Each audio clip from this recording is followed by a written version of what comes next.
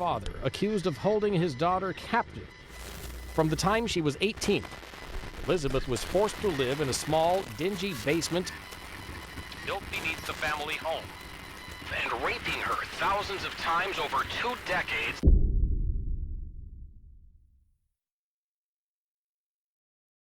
Hello again, I'm Brian, and today we're going to dive into the story of just a real peach of a fella. A deeply emotionally disturbed man who kept his adult daughter confined to a basement prison he had developed, hiding his acts with a manipulative expertise. This is a complicated story, and you might notice that it's a little bit longer than the rest of the videos I put out, but I promise you, it's absolutely necessary to this story.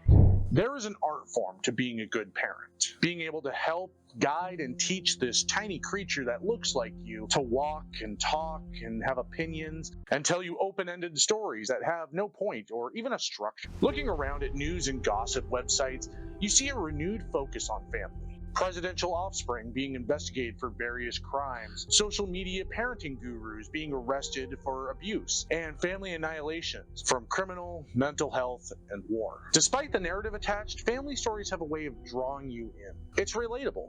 Everyone has one, whether it's more Cleaver or Firefly. Oh, man. Still, there have been some families that are just inexplicably evil. The Wests, who turned 25 Cromwell in Gloucester, England into their own personal graveyard. Or the Gonzalez sisters of Mexico, who forced women into sex work and then disposed of those who questioned them or were no longer useful. Joeseph Fritzl was a different type of evil altogether.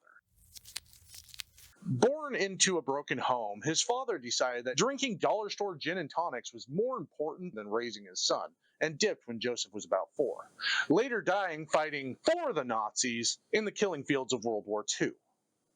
Joseph spent his childhood being in a constant state of anxiety, burden of being a proof child. His mother was also resentful for having to actually raise him. This caused Joseph to have a difficult time forming a bond with his mother, which anybody who studies child psychology will tell you has a tendency to kind of fuck him up. Add on top of that he was a child living in Austria during the Nazi occupation of World War II, with the constant air raids, bombings, and uncertainty, and it warped his sense of compassion and love and safety. This emotional instability would be classified as borderline personality disorder, schizoid, and schizotypal disorders, which each one separate makes for the not the greatest dinner guest. Combined is the recipe for a monster.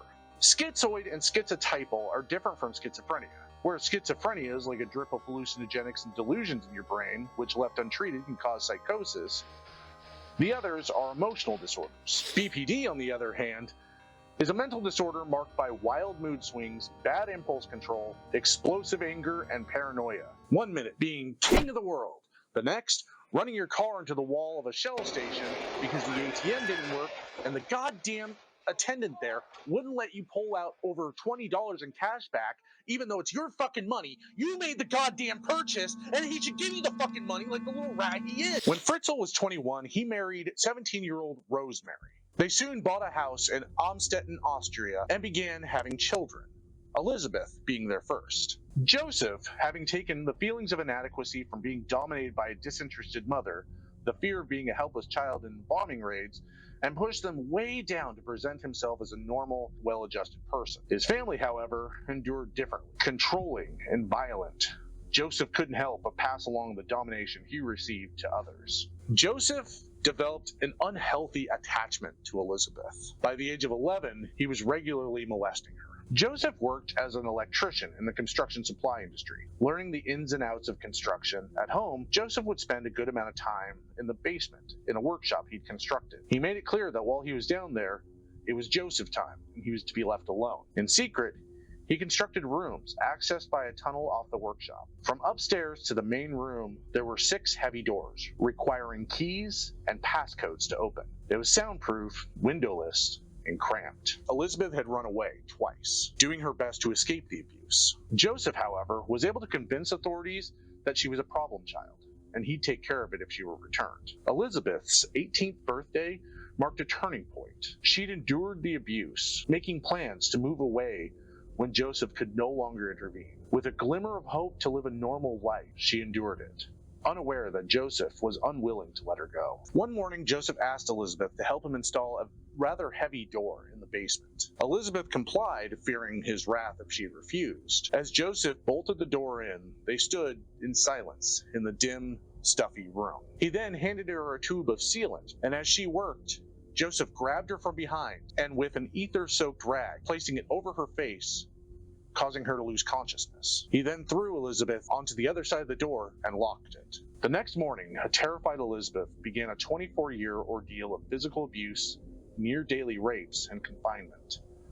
When questions arose about Elizabeth's disappearance, Joeseph forced her to write a letter saying she had joined a cult.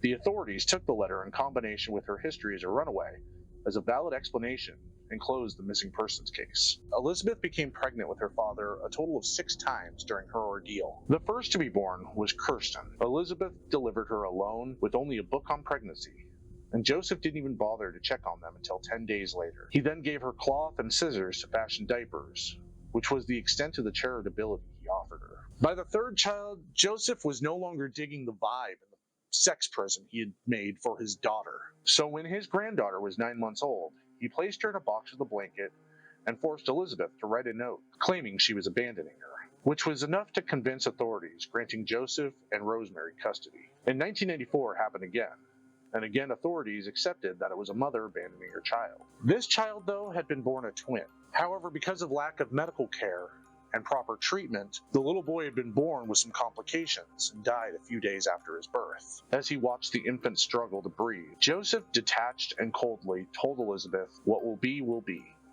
and disposed of the infant's remains in the incinerator, scattering the ashes in the garden. This routine of abuse and negligence continued for years. It wasn't until Kirsten, now aged 19, fell dangerously ill that Elizabeth begged for her father to get her medical treatment, likely understanding that disposing of a full adult corpse would be much more difficult than an infant's. He called for an ambulance, and for the first time in 24 years, allowed Elizabeth to leave the basement to help him carry Kirsten up to the front porch. Elizabeth placed a note in Kirsten's pocket. It describes symptoms Kirsten experienced.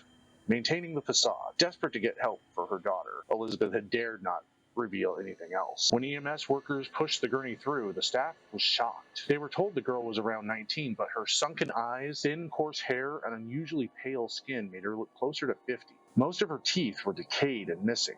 A few barely clung to the gums. Her eyes were tinted yellow, telltale of jaundice. Blood work confirmed that she was in kidney failure, and she was placed into a medical coma. Not far behind, an irresponsibly elderly man entered the hospital, identifying as her grandfather.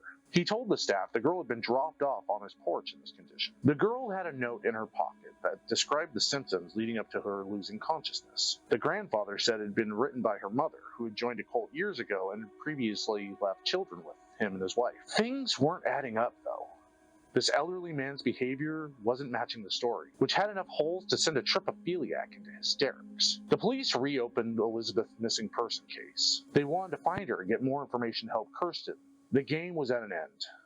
Police raided Fritzl's home looking for Elizabeth. When they discovered the basement prison, Elizabeth and her 3 children, and the remaining 3 children upstairs, the story became a national and then international headline.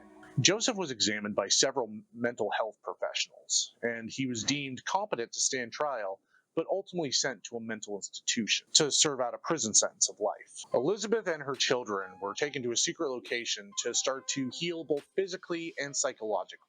It was a weird dynamic because the upstairs children were treated really well by Rosemary. However, their entire existences were massively different. It became a super interesting case study in nature versus nurture.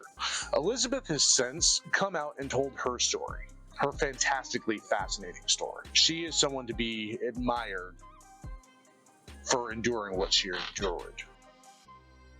If you like this story and you want to see more like it, remember to hit the like, comment, subscribe, ring that bell for notifications, and until next time, toodaloo.